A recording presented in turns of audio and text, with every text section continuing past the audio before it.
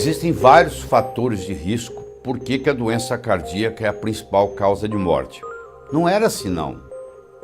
Por exemplo, o infarto do miocárdio foi descrito pela primeira vez pelo Harris nos Estados Unidos. Então não existia essas doenças cardiovasculares. Isso faz parte do mundo moderno. Faz parte do sedentarismo, que a gente não anda mais, a gente vai de carro. Faz parte da alimentação, que nós passamos a comer muita comida industrializada. Nossos alimentos todos estão no supermercado. Antigamente não existia supermercado, você comprava de quem produzia, diretamente do produtor para o consumidor. Tudo isso é importante. E é importante também o aspecto do estresse, que a gente tinha muito menos. E existem coisas que nos incomodam que nós nem enxergamos. Então, essa vida moderna agitada, com tudo isso, contribui por ter aumentado substancialmente os níveis expressórios.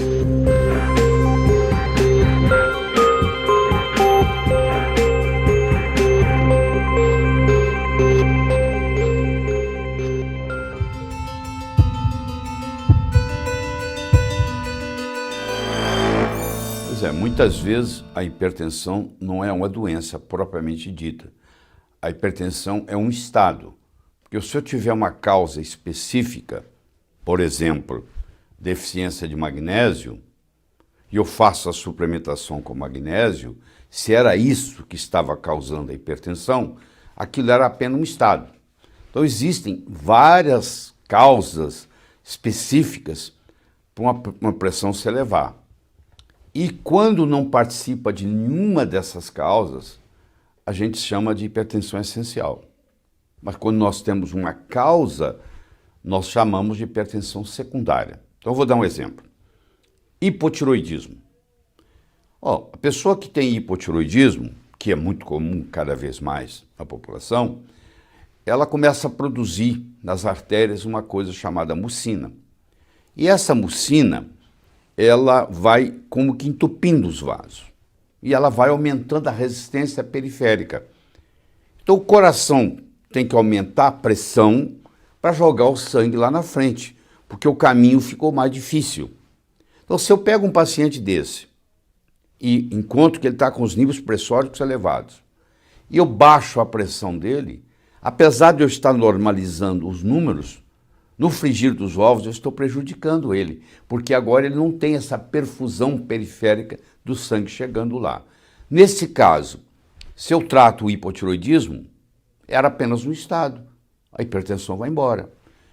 Isso pode acontecer com resistência insulínica, é o paciente diabético, que tem muita insulina, primeiro começa com muita insulina, a insulina retém sódio, o sódio retém água e sódio aumenta o volume de sangue aumenta, multiplicado pela resistência, vai aumentar o débito cardíaco, vai aumentar a pressão. É outro caso.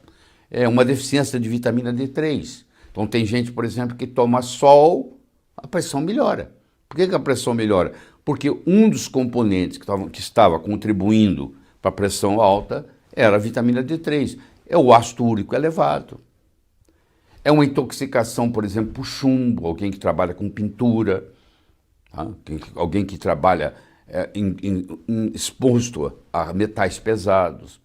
É uma pessoa que tem uma infecção dentária, que está lá aparentemente assintomática, mas que está liberando toxinas o tempo todo. Isso também contribui. Então, esses tipos de hipertensão, que às vezes no consultório a gente não dá muita bola, elas constituem um certo percentual da população dos pacientes hipertensos. Esses têm uma hipertensão secundária que devem ser tratados. Se não for retirada a causa, esse paciente agora vai tomar remédio a vida inteira e a causa está lá para ser tratada. Porque a pressão, na hora que você coloca uma pressão num sistema, um dos riscos é esse sistema se romper. Então, por exemplo, se eu tenho muita pressão nos vasos do cérebro, esses vasos do cérebro se acomodam até um certo ponto e tem um limite, tudo tem um limite. E se passar desse limite, ele pode romper e pode ter uma hemorragia, pode vazar sangue no cérebro. E no momento que vaza sangue no cérebro, como o cérebro está dentro do crânio, que é uma cavidade fechada, a pressão intracranial aumenta mais ainda, e isso pode causar lesão até irreversível. Então, o paciente pode ter o que se chama um acidente vascular cerebral, que agora mudou de nome, chama acidente vascular encefálico, que é a mesma coisa, mas vamos conversar o termo mais conhecido, que é o AVC, que é o acidente vascular cerebral, e esse acidente vascular cerebral ele pode ser ou por isquemia, entupiu, ou por hemorragia, que é o chamado o acidente vascular cerebral isquêmico, que é o mais comum, e o acidente vascular cerebral hemorrágico. E a hipertensão a longo prazo contribui para os dois. Os estudos mostram que pessoas que têm pressão arterial elevada e são tratadas, eles podem diminuir até em 40% a incidência de complicações. Isso é interessante saber. Mas eu também tenho que tomar cuidado, porque às vezes eu estou tão preocupado com o número que eu esqueço as consequências. Eu dependo muito do remédio que eu esteja usando. E, infelizmente, os remédios usados para tratar a hipertensão, eles são usados mais ou menos aleatoriamente. A maioria dos médicos vai testar para ver como é que funciona. E existem 3 mecanismos básicos para uma pressão subir. E eu tenho que saber qual o mecanismo que está funcionando no paciente que está na minha frente para eu dar para esse paciente a medicação adequada para ele. Então, por exemplo, eu tenho hipertenso que é hipertenso por um aumento de volume do sangue devido a um problema de sódio ou a um problema de excesso de cálcio. Esse vai exigir um tipo de medicamento. Eu tenho o tipo de paciente, que aliás é o mais comum, que ativou o sistema renina-angiotensina-aldosterona. Eu vou ter que ter uma abordagem diferente nesse. E eu tenho um tipo de hipertensão que é menos comum do que a renina-angiotensina-aldosterona e menos comum do que a sódio-cálcio-volume, mas ela existe, 15% dos hipertensos estão nessa categoria, que é a chamada hipertensão neurogênica, que é a hipertensão emocional, que a pessoa tem uma notícia e fica com a pressão alta. E se classifica como uma estimulação do sistema simpático.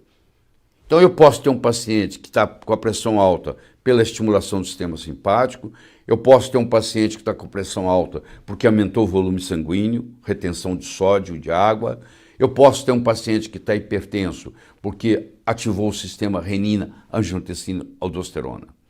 Se eu não levo isso em consideração no meu diagnóstico de que tipo de pressão esse paciente tem, eu posso estar dando para um paciente o medicamento errado. Então, por exemplo, eu vou dar um diurético para uma pessoa que tem renina-angiotensina-aldosterona. O diurético vai estimular a renina. Então, na realidade, eu estou até piorando o quadro.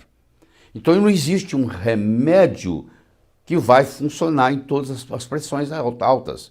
Eu tenho que primeiro caracterizar o tipo que é, para depois eu fazer a aplicação. Então, isso é muito importante. Por isso que, na prática, você vai ver que, infelizmente, nem todo paciente com pressão alta está sendo tratado, porque a hipertensão é uma doença silenciosa, e, infelizmente, aqueles que estão sendo tratados, pelo menos nos Estados Unidos, no Brasil pode ser até pior, 35% a pressão não está controlada adequadamente. Então, apesar de estar recebendo os remédios, na realidade não está funcionando, porque a pressão ainda não foi normalizada de acordo com os critérios. Eu oriento esse paciente a conversar com o médico que está cuidando e levantar a hipótese de talvez essa hipertensão seja secundária a um hipotiroidismo, a uma deficiência de magnésio, a uma deficiência de vitamina D3, a uma elevação do ácido úrico, a um metal tóxico que está incomodando, a uma infecção dentária, porque se não está conseguindo controlar, ou até mesmo pode ser que o remédio está inadequado. O paciente tem um tipo de hipertensão e o remédio que está sendo usado é para outro tipo de hipertensão. Então, por isso que é importante nós classificarmos a hipertensão quanto ao mecanismo de ação em 3 tipos. A volume dependente, a renina-angiotensina-aldosterona dependente e ao sistema nervoso simpático dependente. Esse é um trio. E cada um desses vai ter um remédio de preferência. Então, o que eu estou querendo mostrar aqui, que por isso que você tem que ir ao médico, porque muitas vezes você vai na farmácia e compra um remédio antihipertensivo e esse remédio não vai bater com o tipo de hipertensão que você tem. Você vai sofrer os efeitos colaterais dos remédios, que todos eles têm. Se você está duvidando de mim, eu quero que você olhe a bula, porque por lei é obrigado a ser colocado na bula o que o remédio pode fazer. Eu acho que você hoje, com a internet, com todo o conhecimento que existe, você tem que estar a par de tudo isso, porque a saúde é sua, a doença é sua, e você tem que ser o mais responsável pela sua saúde do que o médico. Você não pode entregar isso, delegar isso para ninguém. Você é responsável pela sua saúde. O médico vai te orientar o que você pode fazer, o que você não pode fazer, mas no final das contas é você que tem que cuidar de você. Então você tem que tomar cuidado, a automedicação aqui não se aplica. Tem muita gente que vai na farmácia, compra um remédio antihipertensivo que não tem nada a ver com o tipo de hipertensão que ele tem e as consequências podem ser drásticas. Pode ter um acidente vascular cerebral, pode nunca mais andar, pode nunca mais falar, porque fez a coisa errada. Geralmente o vegetal, quanto mais verde, mais escuro verde, significa que tem mais clorofila. Se tem mais clorofila, tem mais magnésio. Um que se destaca é o espinafre. O papai estava certo. O espinafre é um dos alimentos muito rico em magnésio. A couve nossa aqui brasileira, tem magnésio, mas sem dúvida o que tem mais magnésio dos alimentos todos é o cacau. E um jeito de você ingerir o cacau é você ingerir o chocolate amargo, 80% a 85%, onde ele praticamente não tem açúcar e não tem composições outras, como é o caso do leite. Por exemplo, se você pudesse ingerir água do mar, que hoje existe um processo para isso, claro que você tem que tomar cuidado onde você tira essa água, e não é tomar água pura do mar, é 1:4, você tem que pegar 1 do mar e 3 da água doce e fazer um composto. Existem lugares no mundo, por exemplo, na Costa Rica, onde o tratamento desse tipo é usado até no próprio SUS de lá, né? Isso é usado no serviço médico, fazer isso. Então, se você procurar na literatura, você vai ver que existe muito estudo utilizando a água do mar por causa da composição dela, que é nós, lá atrás, filogeneticamente, saímos do mar. Saímos para a Terra, quer dizer, não saímos desse jeito, vai o processo evolutivo. Então, o nosso sangue é muito parecido com a água do mar, em termos de concentração iônica. Então, um jeito de você buscar esse equilíbrio também é via isso.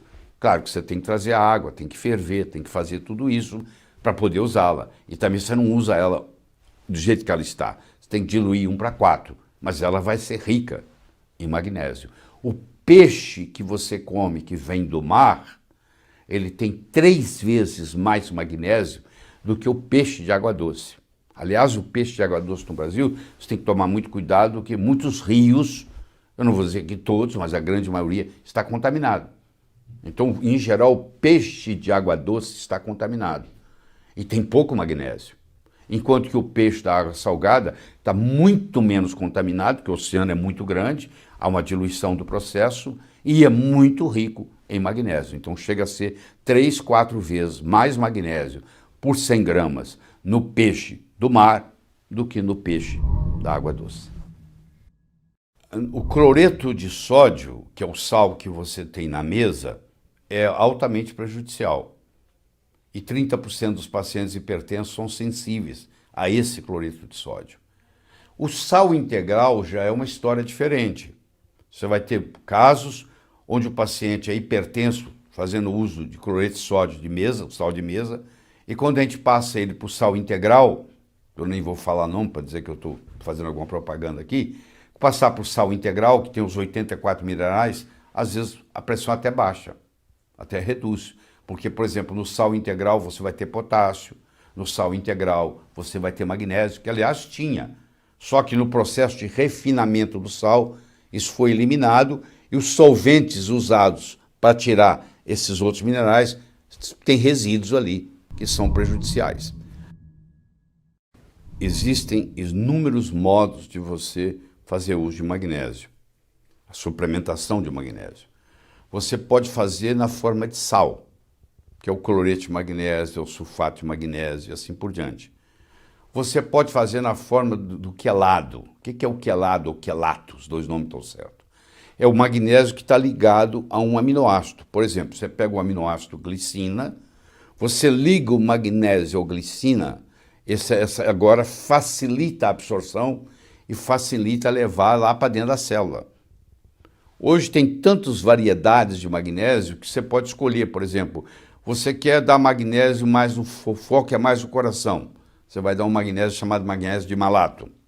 Você quer dar o magnésio, mas o foco é mais o cérebro. Você vai dar o magnésio trionato. Então hoje você pode escolher que tipo de magnésio. Claro que um cloreto de magnésio é muito mais barato do que um magnésio glicina ou que um magnésio trionato. Então vai depender muito das condições financeiras da pessoa que vai tomar. Mas eu digo para você, mesmo que você tome o mais barato, que você converse com o seu médico, e tome o cloreto de magnésio, vai ter benefícios. Eu conheço gente que toma cloreto de magnésio há 20, 30 anos. Eles vão na farmácia, compram o cloreto de magnésio na forma de sachê, colocam... Tem todo um processo. Conversa com o seu médico, que ele vai lhe orientar como fazer isso.